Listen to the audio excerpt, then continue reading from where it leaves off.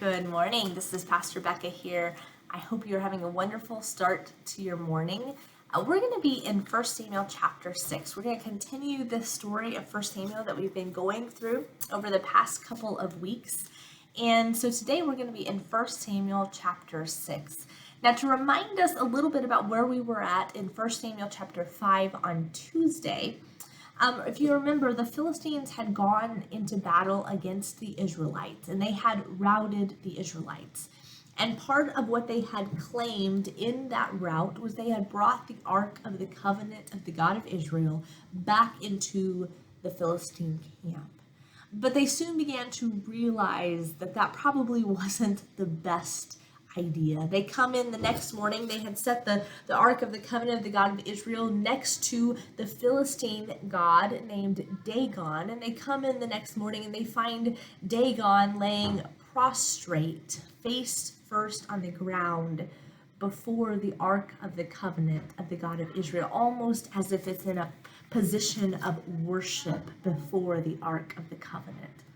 The next day they come in, after propping Dagon back up, they come in and they find much of the same. Dagon is once again prostrate in this worshiping position before the Ark of the Covenant of the God of Israel. And they recognize this time that his hands and his head have broken off in the fall.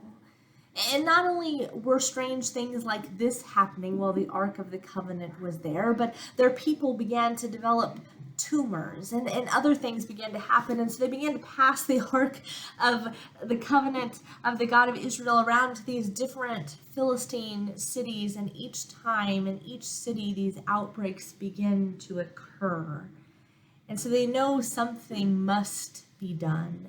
And that's where we pick up in 1 Samuel chapter 6. I invite you to hear the word of the Lord this morning. When the ark of the Lord had been in Philistine territory 7 months, the Philistines called for the priests and the diviners and said, "What shall we do with the ark of the Lord? Tell us how we should send it back to its place." They answered, "If you return the ark of the God of Israel, do not send it back to him without a gift. By all means, send a guilt offering to him. Then you will be healed, and you will know why his hand has not been lifted from you." The Philistines asked, "What guilt offering should we send to him?" They replied, 5 gold tumors and 5 gold rats, according to the number of the Philistine rulers, because the same plague has struck both you and the rulers. Make models of the tumors and of the rats that are destroying the country, and give glory to Israel's God. Perhaps he will lift his hand from you and your gods and your lands. Why do you harden your hearts as the Egyptians and Pharaoh did? When Israel's God dealt harshly with them, did they not send the Israelites out so that they could go on their way? Now then, get a new cart ready, and with 2 cows that have calved and have never been yoked. Hitch the cows to the cart, but take their calves away and pin them up. Take the ark of the Lord and put it on the cart, and in a chest beside it put the gold objects you are sending back to him as a guilt offering. Send it on its way, but keep watching. If it goes up onto its own territory toward Beth Shemesh, then the Lord has brought this great disaster on us.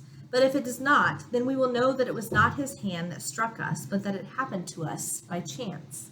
So they did this. They took 2 such cows and hitched them to the cart and pinned up their calves.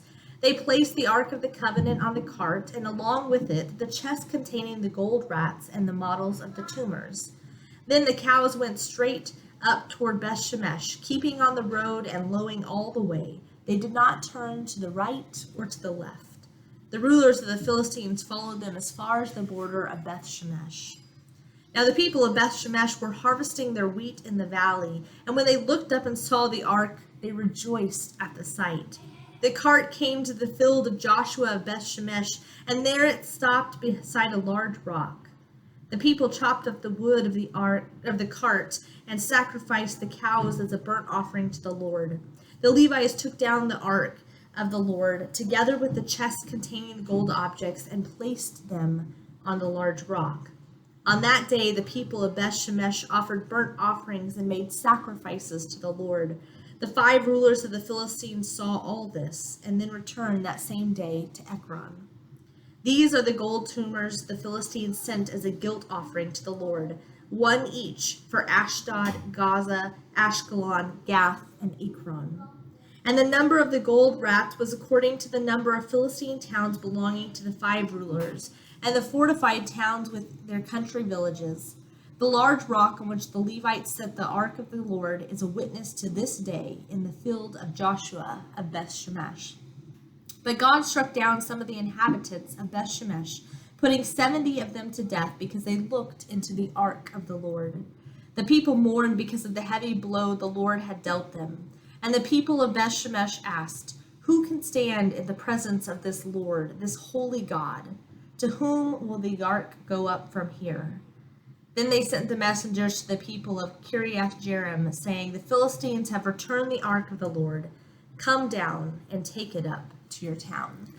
And this is the word of the Lord for us this morning. Thanks be to God. We're reminded here in 1 Samuel 6 of just how powerful and mighty this God of Israel is, this God that we love and serve.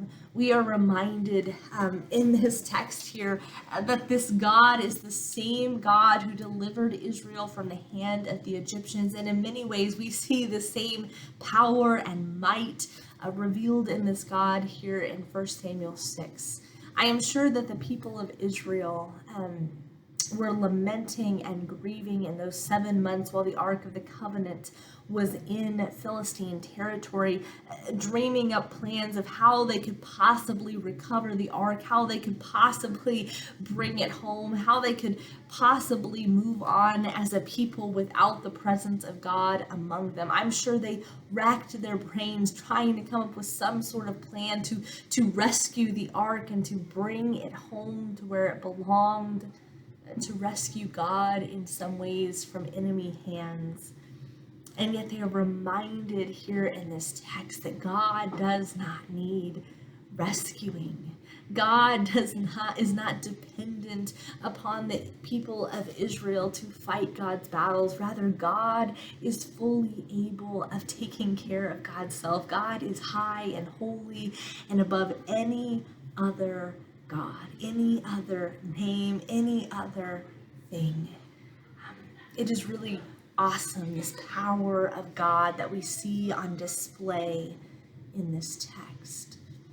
And we're reminded that not only is our God mighty and powerful, but our God bears witness to God's self in the creation. I mean, this is a pretty incredible story here. The Ark of the Covenant is in Philistine territory, and just through what they experience through the Ark of the Covenant being in their territory, they are reminded that this God is the God who delivered Israel out of the hands of the Egyptian. They are reminded of the power of this God, and it leads to them making guilt offerings, to them recognizing for themselves who God is. God is not a God like Dagon that has to be propped up.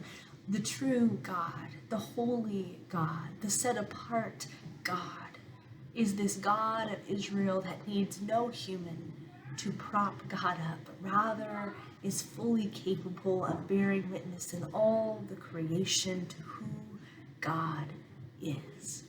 Even without the Israelites around, God bears testimony to who God is in this land of the Philistines. And the Philistines come to recognize who God is, and they know that they've got to get the Ark of the Covenant out of their land, and they send it back with these guilt offerings made of gold. It's a really incredible story of God's power, God's might, God's ability to reveal God's self even in the most adverse situations.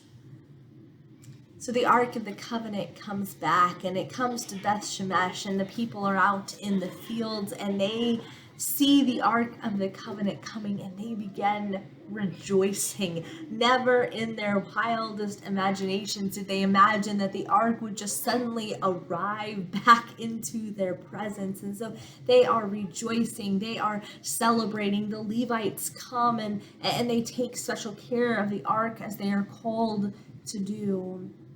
But in the midst of the rejoicing and celebrating, we soon realized that there were some who had not remembered how holy and sacred the presence of God is. There were some who had allowed themselves to look into the Ark of the Covenant. And because of that, 70 people from Beth Shemesh are put to death on that day. They die on that day because they did not recognize the holiness, the set apartness, the sacred reality of their God. In some ways, these 70 people become representative of Israel's posture as a whole before God. For so long, under the leadership of Eli, God had become a pawn in their schemes. Rather than God being holy and set apart and almighty, rather than being a people who humble themselves before this God and seek God's face at all times, they had become a people who had been consumed with their own plans, with their own agendas, and God had really become just this pawn, this trump card to be played so that it might ensure their victory. God was just this rubber stamp of approval on whatever plans the people had. And these 70 people who die here for failing to recognize and to treat the holy presence of God as if it were holy and set apart, become representative of all of Israel. All of Israel had failed to recognize the holiness of God. All of Israel had begun to trample and to approach the presence of God in unjust and unsanctimonious types of ways. Without the proper fear and preparation and humility. And it brings up this question that is asked at the end of chapter 6. Who can stand in the presence of the Lord, this holy God? To whom will the ark go from here? Even among Israel, they begin, like the Philistines in some ways, to begin to have this new appreciation for the holiness of God. They begin to realize again the right order of things. As we've been talking about, Israel for quite a while now has gotten it backwards. Rather than thinking that they belong to God, they have begun to assume that God belongs to them. And this begins to set it right. They begin to see with new eyes just how holy and set apart this God is. And they begin to approach this God with humility, with the right spirit of heart, with recognizing that they are God's people and that God is their God. They belong to God. God is holy and set apart and must be approached as such. We begin to see both from the Philistines and the people of Israel this recognition of who God is in new sorts of ways, and new appreciation for just how holy and awesome and powerful and mighty this God is. And this God is not one to be messed with, but a God to be revered and worshiped with all humility. My prayer for us as the people of God today is that we might learn from Israel's example. You know, so often in our context, it's easy for us to forget that when we come into the presence of God, we're coming into the presence of a holy God, an all-powerful God, an almighty a God who is completely other than, completely set apart, completely above any other. And church, we must remember that God is not a pawn to be used for our own advantage, not a trump card to be played, not a rubber stamp placed on our plans and agendas, but a God to be revered and to be worshiped with all humility as we recognize our rightful place, lying prostrate, face down in a position of worship and humility before our God. May we not forget about the holiness of God. May we not come into the presence of God with callous hearts or attitudes, but with reverence and humility. God invites us. God desires for us to come, but God desires for us to come with the right attitude of heart, an attitude of reverence, an attitude of humility. Church, may that be the way that we approach our holy God.